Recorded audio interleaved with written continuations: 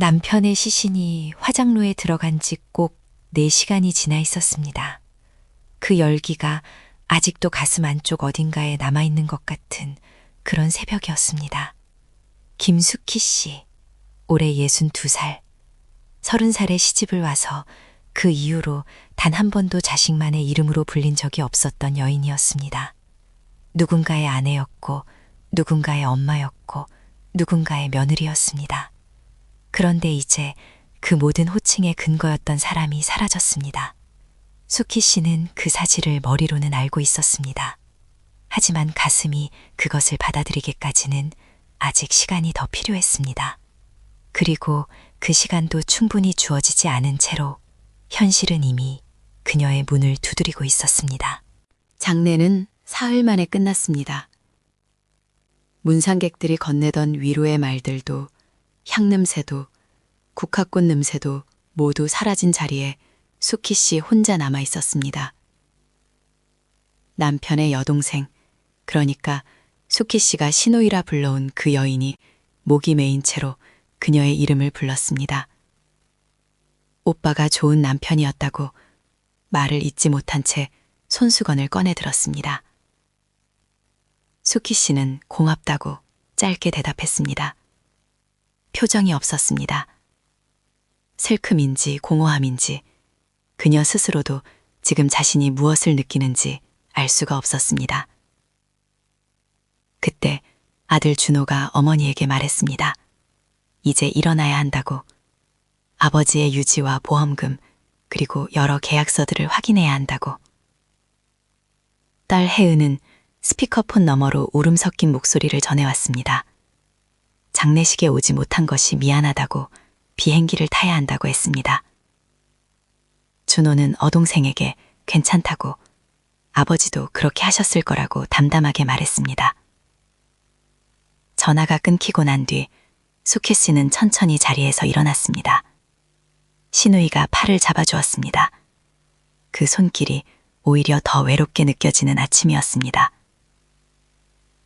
남편의 사무실은 30년 결혼 생활 동안 숙희 씨가 드물게 찾아온 공간이었습니다. 그것은 남편이 일하는 영역이었고 그 경계를 아내가 함부로 넘는 것은 예의가 아니라고 스스로 여겨왔기 때문이었습니다. 그것이 그 세대 아내들이 지켜온 방식이었습니다. 변호사 이태영 씨는 남편의 오랜 친구였습니다. 그는 숙희 씨와 준호를 맞이하며 말했습니다. 민수 씨가 작년 말 혹시 모를 상황에 대비해 이것을 맡겨달라고 직접 찾아왔다고 했습니다. 책상 위에 놓인 봉투 하나, 공증된 유언장이었습니다. 그리고 그것뿐만이 아니었습니다. 이태영 씨는 서랍에서 두꺼운 파일 하나를 더 꺼내 놓았습니다. 민수 씨의 전체 자산 목록이었습니다. 숙희 씨의 손이 살짝 떨렸습니다. 그 파일을 바라보는 눈빛에는 낯섦이 가득 차 있었습니다. 30년을 함께 살았지만 돈 이야기는 언제나 남편의 몫이었습니다. 숙희 씨는 그저 살림을 했고 남편이 주는 생활비 안에서 살아왔습니다. 이태영 씨는 차분한 목소리로 항목들을 읽어내려갔습니다. 부동산 3채, 정기예금 2억 5천만 원, 그 외 여러 투자금들. 그리고 종이를 돌려 두 사람 앞에 내밀었습니다. 총 자산 약 12억 원. 숙희 씨의 얼굴에서 모든 표정이 사라졌습니다. 울지도 놀라지도 못한 채 그저 숫자를 바라보고만 있었습니다. 준호도 목이 말라 그 숫자를 되뇌었습니다. 이태영 씨는 말을 이었습니다. 민수 씨가 살아있는 동안 가족들이 부족함 없이 살 수 있었던 것은 그가 오랫동안 묵묵히 그 몫을 감당해왔기 때문이라고 있습니다. 그런데 그 다음 말에서 이태영 씨의 목소리가 잠시 멈췄습니다. 다만 그 돈이 어디서 어떻게 마련되어 왔는지는 유언장을 확인한 뒤에 말씀드려야 할 것 같다고 했습니다. 숙희 씨는 그 말의 무게를 아직 온전히 느끼지 못하고 있었습니다. 하지만 가슴 어딘가에서 무언가 무너지는 소리가 들리는 것 같았습니다. 이태영 씨가 봉투를 열었습니다. 민수 씨가 직접 쓴 글씨가 종이 위에 가득 차 있었습니다. 유언장은 법적 형식을 갖춘 공직문서였지만 그 안에는 단지 재산 분배만이 적혀 있는 것이 아니었습니다. 민수 씨는 자신이 떠난 뒤 아내 김숙희에게 부동산 2채와 예금 전액을 남긴다고 적었습니다. 남은 한 채는 준호에게, 그리고 별도의 금액 일부는 혜은에게 남긴다고 했습니다. 그런데 유언장의 마지막 문단에는 뜻밖의 내용이 담겨 있었습니다. 숙희에게 남기는 이 재산은 자신이 그동안 아내에게 충분히 표현하지 못한 고마움의 표시라고 적혀 있었습니다.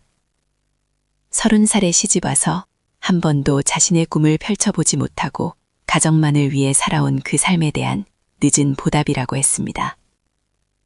이태영 씨가 읽기를 마쳤을 때 사무실은 완전한 침묵이었습니다. 숙희 씨의 눈에 처음으로 눈물이 맺혔습니다. 장례식 사흘 동안 흘리지 못했던 눈물이었습니다. 준호는 창가에 서서 한동안 밖을 바라보았습니다. 아들로서 아버지의 마지막 편지를 들은 것이었습니다. 재산을 받는다는 사실보다 아버지가 어머니에게 그런 말을 남겼다는 사실이 그의 가슴 안쪽을 건드렸습니다. 준호는 어머니를 잘 안다고 생각해왔습니다. 하지만 아버지가 어머니를 바라본 방식은 아들이 바라보던 방식과는 조금 달랐습니다. 아버지는 어머니의 희생을 보고 있었던 것입니다. 아들은 그것을 당연하게 여겨왔는지도 모른다는 생각이 이제야 스쳐 지나갔습니다. 준호가 천천히 돌아섰습니다. 그리고 어머니 곁에 앉았습니다. 무슨 말을 해야 할지 몰라 그저 나란히 앉아 있었습니다. 숙희 씨는 그 옆에 있는 아들이 느껴졌습니다. 고맙다는 말도 괜찮다는 말도 필요 없었습니다. 그냥 옆에 있어주는 것으로 충분했습니다.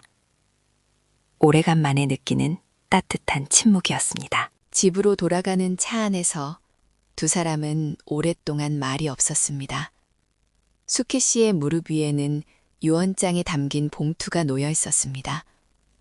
그 종이 한 장이 이제 그녀의 삶의 무게를 대신 말해주고 있었습니다. 창밖을 바라보던 숙희 씨는 문득 30년이라는 시간을 생각했습니다. 그 안에 있었던 수없이 많은 아침들, 밥상들, 다툼들, 화해들, 그리고 그냥 스쳐 지나간 하루들이 한꺼번에 밀려오는 것 같았습니다. 남편은 말이 없는 사람이었습니다. 고맙다는 말을, 사랑한다는 말을 입 밖으로 꺼내는 사람이 아니었습니다. 그래서 숙희 씨도 언젠가부터 그런 말들을 기대하지 않게 되었습니다. 그런데 그가 마지막으로 남긴 것은 결국 그 말이었습니다. 숙희 씨는 창밖을 보며 조용히 눈을 감았습니다. 눈물은 이미 다 흘렸습니다. 지금 이 감정은 슬픔이 아니었습니다. 뭐라 이름 붙이기 어려운 그런 감정이었습니다.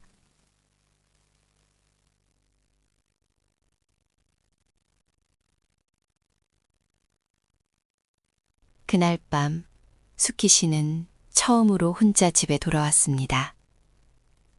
현관에는 남편의 슬리퍼가 그대로 있었습니다. 아무도 치우지 않았습니다. 숙희 씨도 치우지 못했습니다. 거실 불을 켜지 않은 채 소파에 그냥 앉았습니다. 창밖으로 이웃집 불빛들이 하나둘 켜지는 것이 보였습니다. 저 집에도 누군가가 돌아오고 있을 것이었습니다. 밥을 짓고 텔레비전을 켜고 이런저런 이야기를 나누는 저녁이 시작되고 있을 것이었습니다.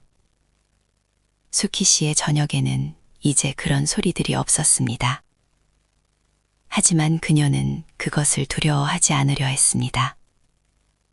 오늘 하루 많은 것을 알았습니다.